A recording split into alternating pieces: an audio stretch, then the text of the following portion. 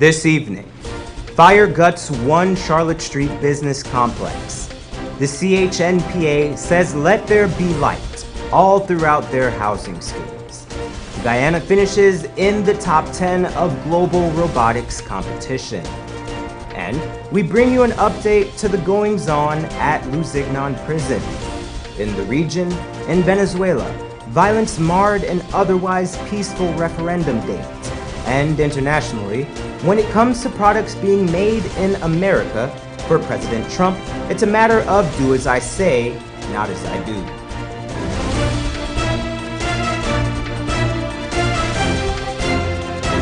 From Safe TV headquarters in South Rivalt Gardens, this is Safe TV Headline News with George Gonzalez. Headline News is streaming live on our YouTube channel and our new and improved website, ch2headlinenews.com. Join us. Several business owners are currently counting their losses after a massive early morning fire destroyed a building on Charlotte Street in Georgetown. Around 5 this morning, a building on Charlotte Street was gutted by fire. WPA activist and businesswoman Jocelyn Dow is the owner of the building. Her home is on the second floor of it, which houses several businesses on the lower flat. According to Dow, she was alerted of the fire by the many smoke alarms around her house. I am very particular about fire. I have alarms all over the house. I have smoke alarms, everything all over the house. That's how I heard it. According to Fire Chief Marlon Gentles, the fire began in the back of the building and quickly spread throughout the wooden structure. Though firefighters were able to prevent the flames from spreading to neighboring buildings, Dow was only able to save 2 of her pets from the inferno. This is the second major loss by fire for Dow in 2 years. In January 2016, her furniture factory, Liana Kane Furniture in Plaisance, was also destroyed by fire. The cause of this blaze has yet to be determined. If the Central Housing and Planning Authority have their way, all the persons living in their housing schemes will have a bright Christmas. It is the hope of the authority that by December, all of those living in the newer housing schemes which belong to the Central Housing and Planning Authority will have all electrical works installed. Wendell Jeffrey was there for the electrifying press conference. George, CEO of the Central Housing and Planning Authority, said that his department will spend a shocking $471 million to electrify 16 housing schemes. This will translate to 38,000 homes and will include the industrial areas. Okay, the overall cost of this project is $471 million. That is according to the new CEO of Central Housing and Planning Authority, Mr. Leland Saul. He was speaking at a press conference today called to update the public on the plans of the authority to provide complete electrical services to those new and established housing areas. The authority has undertaken to provide their own road, water, and electrical infrastructural works. In explaining the reason for going it alone, the CEO said that it has nothing to do with the inadequacies or lack of dependability in the other ministries. Rather, it is his department's desire to provide communities. But we are creating communities, and we want the communities that we are building, there must be certain things inside. The utility must be there. You know, proper road network must be there. And you don't think that these respective ministries are capable of meeting the requirement or the standards that you guys have set out? No, they are capable, but it is our mandate to provide housing. And we are doing so by creating communities. The electrical works will begin between now and September and is expected to be completed by the beginning of December. For those who are yet to be assigned a housing lot, Mr. Saul said that they are currently working on a very deliberate plan. We are currently working on a plan to address the demand for housing. And there will be several solutions. We know that some people are desirous of getting a service lot. But I can assure you not only service lots we will be providing.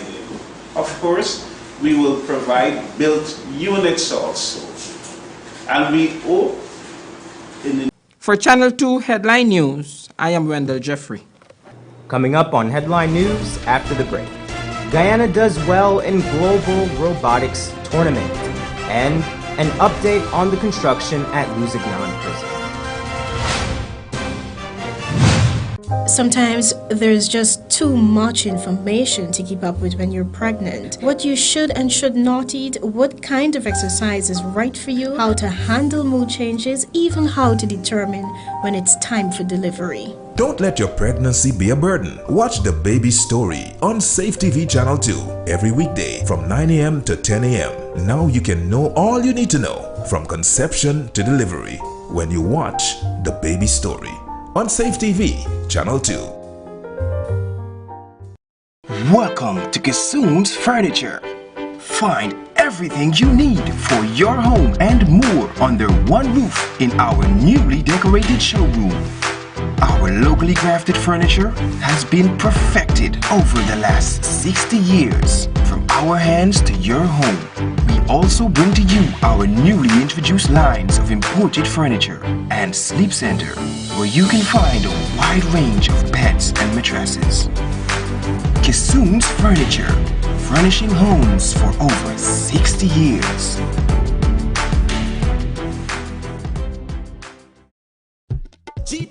Want to see the Amazon Warriors live and win tickets to the greatest cricket event of the year? Then show us your Warrior dance and you can win. It's easy. Check out our YouTube page, like the video, learn the moves, and upload your video for a chance to win.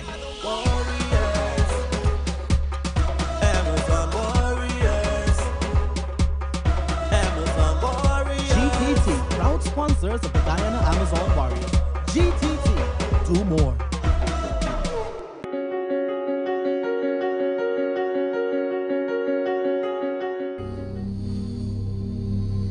This place is really hot. What's wrong with your AC? it's not working. Well, we wouldn't be able to continue this meeting anymore because this place is extremely hot. Wait, please don't go. Here's a company you can call to get your AC fixed. Action Cool. Honey, what's for dinner? I had a hard day. I'm sorry you had a hard day, but guess what, babes? I didn't cook today because the stove is not working. Having trouble at home or at the office? Then call the professionals at Action Cool. Our fully trained technical team have the skills and experience in repairs of all air-conditioned units, refrigerators, gas stoves, washing machines, and a whole lot more. For further information, visit us at 86 Hill and Princeton Street, Mandela Avenue, Georgetown, or call us on telephone number 225-7867.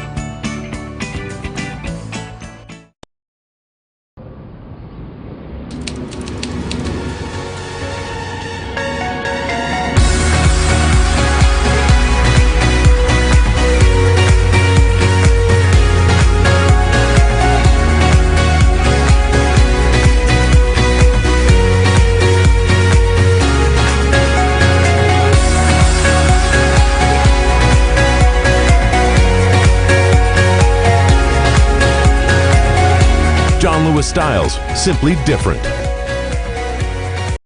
Need a ride around town and beyond? Look no further than Oasis Ride Taxi Service. With affordable prices and some of the best drivers in the business, we've been delivering prompt and reliable service to Guyana for over 16 years. We also offer tours, chauffeur service, and even car rentals. You can call us at 231-5554 or 225-5496. For deals, specials, and more information, find our page on Facebook, Oasis Ride Taxi Service. Let's go. Seems like people will try just about anything to lose weight these days. But nothing works better than proper dieting and exercise. So if you're guilty of eating the wrong foods, not finding time to exercise, or can't afford a gym, join Safe TV Channel 2 for Body and Spirit. Aerobics workout with Dick Nunez. Hello, I'm Dick Nunez. Welcome to Body and Spirit Aerobics. Weekday mornings from 7 a.m. to 7:30 a.m. Don't hesitate. Act now, because your greatest wealth is your health.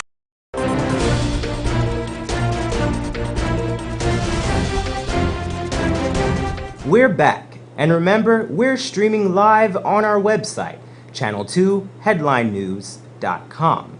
Again, that is ch2headlinenews.com. The works of relocating the displaced inmates are moving apace. At the Lusignan prison, the men have been transferred from the pasture and are now in the makeshift prison on the outskirts of the main prison. Headline News has been following the situation, and Wendell Jeffrey has this update. When the touring delegation that is representing the government met with the businessmen last Friday, Minister Patterson, who chaired the meeting, said that the intention of the sit-down was to have a frank and open discussion and also to provide the businessmen with updated information. I will give you a full overview of what the reason we held this meeting was to brief the private sector as frankly as possible on where we are at, what has transpired, what we're doing currently, and what we intend to do. Because there was a bit of, there's a bit of fake news on several issues or misunderstanding of what was happening. Minister Patterson said that the only reason he was now a part of the delegation addressing the matters surrounding the prison fire is because he was roped in to assist with the construction of the facilities that will temporarily and permanently house those who have been displaced. I might be the strangest person to be talking about something in national security, but I was roped in. We are explaining to them what has happened, the current conditions the inmates are, and the temporary holding facility which is being erected and which should be completed, the works at Camp Street, which the clearing of Camp Street and rehabilitation of Camp Street, the one surviving prison structure. When Headline News visited the Camp Street site today, we saw massive infrastructural works being carried out. We were unable to reach any of the officials who can speak on the works being done. However, Mr. Patterson did say that all the works that he was responsible for should be handed over to the Ministry of Public Security in short order. While I, as an infrastructure person, has given that timeline, in our opinion, it's finished. But obviously, when the prison personnel walks in, they say, well, you've got to move this minor thing, because if not, it would cause they can use it as a weapon, because obviously they are way more familiar of the things that I would have taken for granted. I can say to you, they asked us not to put certain type of fittings in the shower area. I would have not thought of that, but obviously they're the experts, so we. The minister gave a breakdown of the size of the facility and the amount of the inmates that they are planning to house. Right now, there are 711 persons, bodies, inmates, human beings in the Lusignan, that general area. He said that when you subtract out the guys who were sent to Mazaruni, to Mary, New Amsterdam, Camp Street, and inside the Lusignan prison, there would be some 485 inmates who will be housed in the temporary location outside the peripherals at the Lusignan location. Adequately, it can accommodate up to more than 500, much more than 500, and it's we've partitioned it off, as requested by the prison service. It's surrounded by a wall, a concrete wall, a solid concrete wall of about 18 feet high, and then we have 5 and 6 feet of razor wires. We have lookout towers, we constructed lookout towers, we lit it, and we've taken all the precautions that were given to us by the police. So far, George, 4 of the escapees are still at large, and the manhunt continues. For Channel 2 Headline News, I am Wendell Jeffrey. Thanks, Wendell. A gang of at least 6 heavily armed men have been wreaking havoc in Region 7. Sheriff Mining Company, located in Cayuni River, Region 7, is the latest of several mining operations that were allegedly robbed in the last few days by armed bandits carrying high-powered rifles. On Monday, the mining concession owned by Mohammed Sheriff Harry was attacked and robbed of an undisclosed quantity of raw gold. The robbers also stole a shotgun and a 9mm pistol from an on-site security officer. During each of the other robberies, the workers on most occasions were reportedly terrorized and beaten by the bandits, who then relieved them of raw gold and other valuables. The men were able to continue their reign of terror unabated due to the fact that the part of the region in question is not easily accessible to police. The owner of the mining operation told media operatives that several of his workers were severely beaten and are left without proper medical attention. F Division Police Commander Rabindranath Budram indicated that several officers have been deployed. Unfortunately, they will take several days to reach the location. Guyana has some brilliant young minds in the field of robotics. Find out more. Today marked the final day of the first Global Robotics Championship in Washington, D.C. Out of the 165 teams representing 157 nations, Team Guyana finished the competition in 9th place. This after an impressive performance yesterday that found the team in first place after the first 3 rounds.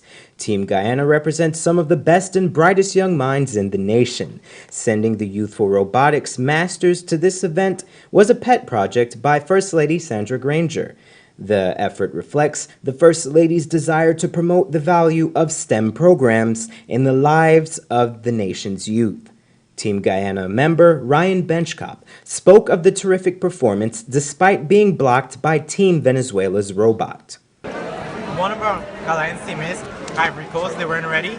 We were helping them build their bot up to right before the match, but unfortunately we didn't have enough time to complete it, so they went out without a functional bot, and so basically we had 2 teams on the alliance, 2 functioning robots. So we only had 2 teams working. Yeah.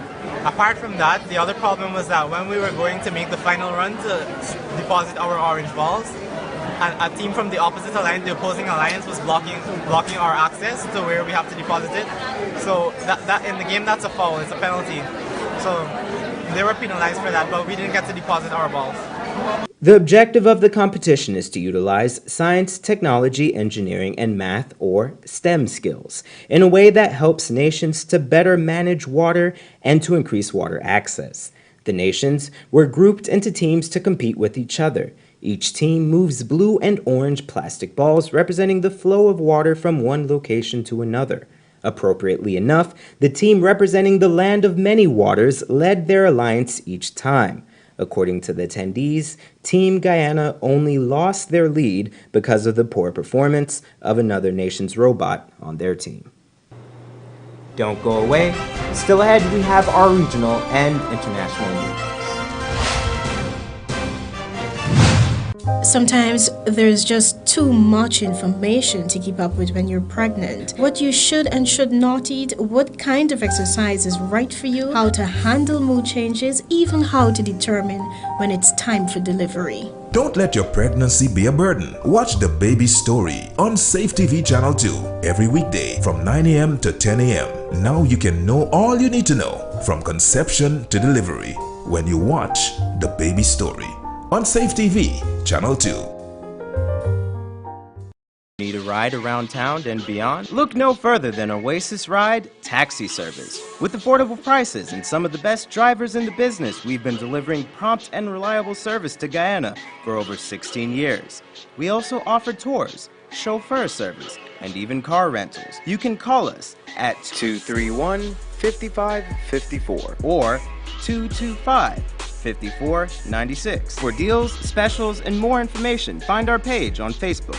Oasis Ride Taxi Service. Let's go. Want to see the Amazon Warriors live and win tickets to the greatest cricket event of the year? Then show us your Warrior dance and you can win. It's easy. Check out our YouTube page, like the video, learn the moves, and upload your video for a chance to win.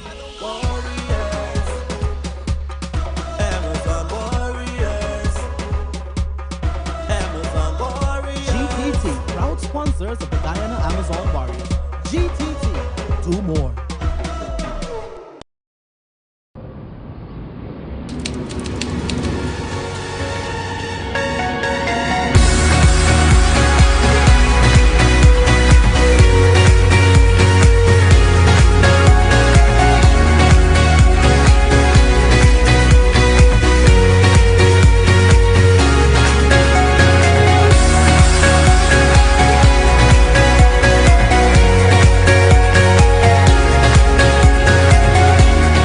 newest styles, simply different.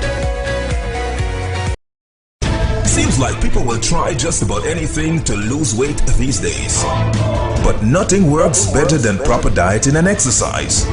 So if you're guilty of eating the wrong foods, not finding time to exercise, or can't afford a gym, join Safe TV Channel 2 for Body and Spirit. Aerobics workout with Dick Nunez. Hello, I'm Dick Nunez. Welcome to Body and Spirit Aerobics. Weekday mornings from 7 a.m. to 7:30 a.m. Don't hesitate. Act now, because your greatest wealth is your health.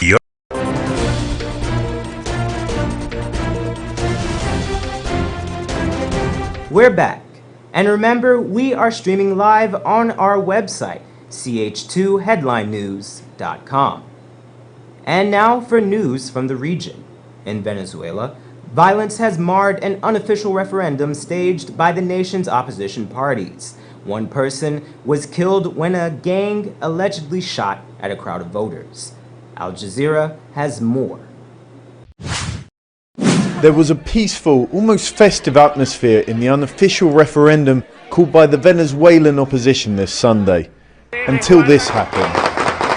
A gang of motorcyclists opened fire on voters in a traditionally pro-government neighborhood. At least one person died, hundreds fled. It was a snapshot of the tensions in a divided country, tensions that have only increased since President Nicolas Maduro announced plans to overhaul the constitution. The opposition and international observers worry that he's trying to rewrite the rules to do away with Venezuela's already faltering democracy. They asked people to vote against the overhaul. Today, Venezuela is saying to the government, we are going down the wrong road. The course has to be corrected in a radical way. Moderators announced that more than 7 million people took part, almost all voting against changes to the constitution without the people being consulted first. Polls opened not just in Venezuela, but also in 75 countries around the world for the Venezuelan diaspora, according to the opposition. Carolina voted in Colombia, where she moved when she couldn't get treatment for her daughter's illness back home. For her and many others, this vote was about more than just the constitution in a country that's struggling with shortages and crime.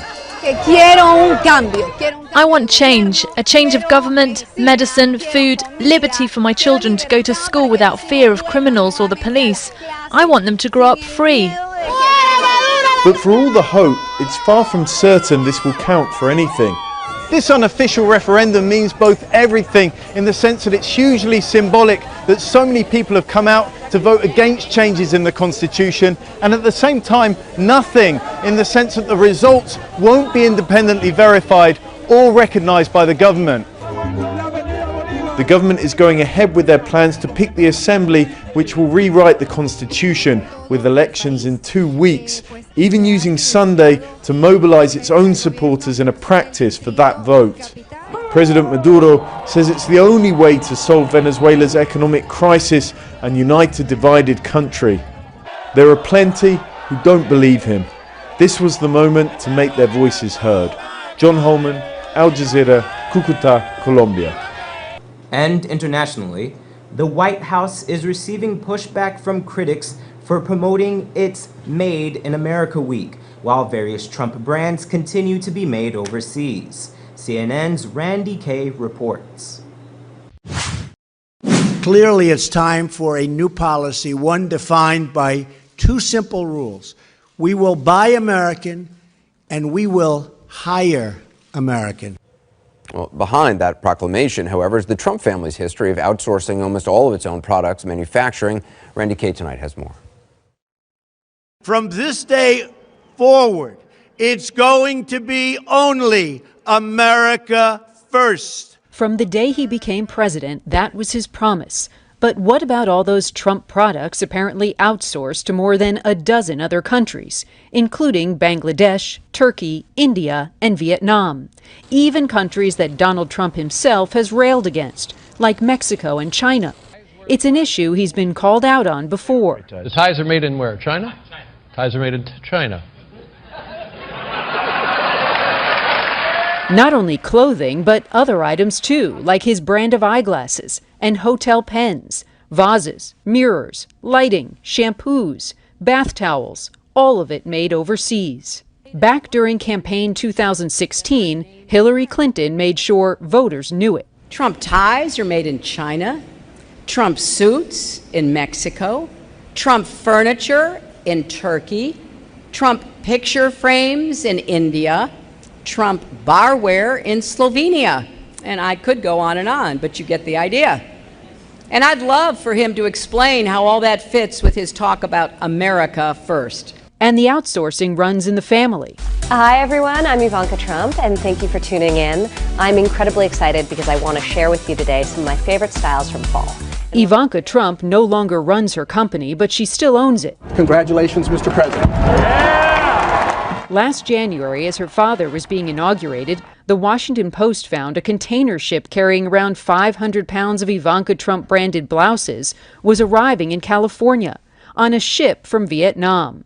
Another 10 ships, the paper says, later brought to the U.S. shoes, cardigans, and handbags branded with Ivanka's name from places like Japan and South Korea. Ivanka's brand won't disclose the countries or factories that make its goods, but the Post traced clothing labels on her products. In doing so, it logged more than 2,000 shipments of Ivanka's goods from foreign ports in the last 7 years.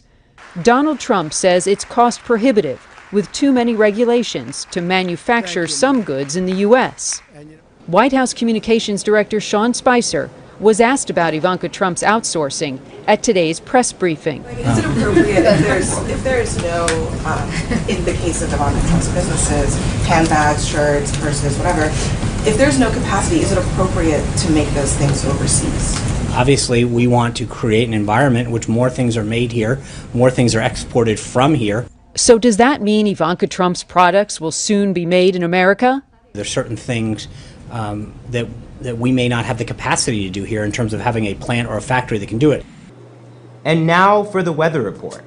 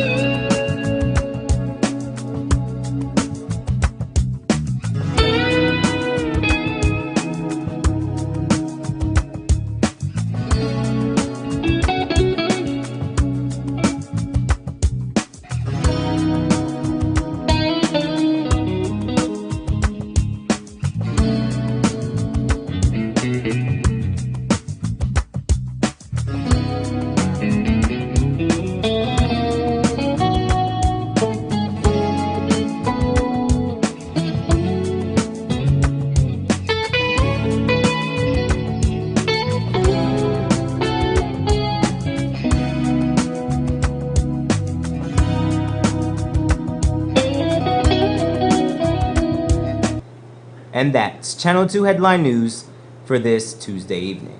As we take our leave, we invite you to find Channel 2 Headline News on Facebook, YouTube, and our new website, ch2headlinenews.com.